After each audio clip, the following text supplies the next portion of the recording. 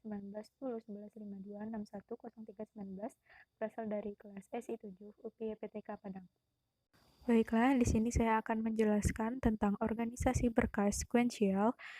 Organisasi berkas sekuensial adalah merupakan cara yang paling dasar untuk mengorganisasikan kumpulan record-record dalam sebuah berkas.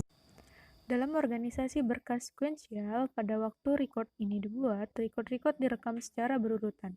Record pertama ditempatkan pada posisi pertama dalam berkas. Record kedua ditempatkan pada posisi kedua dalam berkas, dan seterusnya. Begitu pula pada waktu pengaksesan, dan pada waktu berkas ini digunakan sebagai input, record-record harus diakses secara berurutan seperti gambar struktur berkas sekuensial di atas. Jadi, dalam organisasi berkas sekuensial bukan berarti bahwa record-record tersebut disimpan dalam urutan numerik. Jika kita ingin menambahkan suatu record pada berkas sekuensial, maka record tersebut akan terletak pada akhir berkas. Organisasi berkas sekuensial dapat terdiri dari record-record yang berbeda jenis. Selanjutnya ada proses.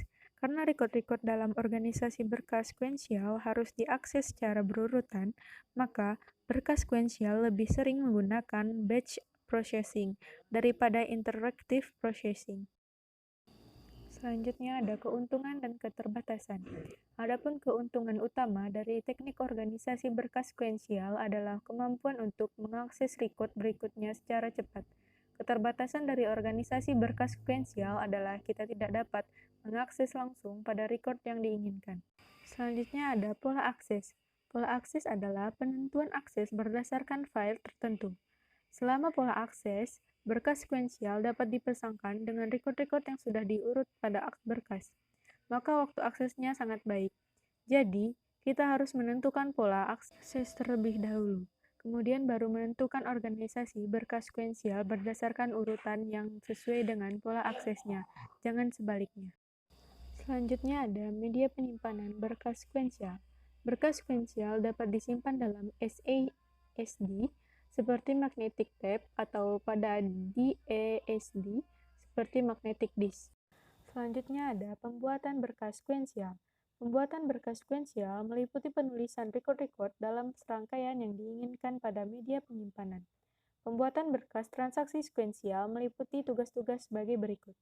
Yang pertama ada pengumpulan data, lalu diikuti dengan perubahan data dalam bentuk bahasa yang dapat dibaca oleh mesin, lalu pengeditan data, dan pemeriksaan transaksi yang ditolak, lalu yang terakhir penyortiran edit data.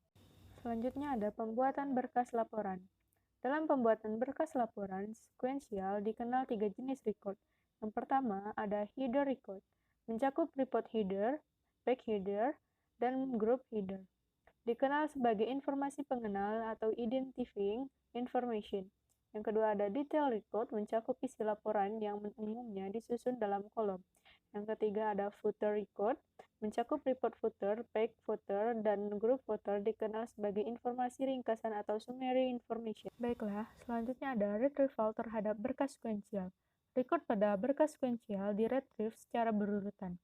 Urutan di mana record tersebut ditulis pada berkas. Menentukan urutan di mana record tersebut didapat kembali. Retrieve dari sebuah berkas sekuensial dibagi dua, yaitu report generation dan inquiry, yang bergantung pada jumlah data yang dihasilkan. Baiklah, mungkin hanya itu yang dapat saya sampaikan. Apabila ada kesalahan dan kekurangan, mohon dimaafkan. Saya akhiri dengan wassalamualaikum warahmatullahi wabarakatuh.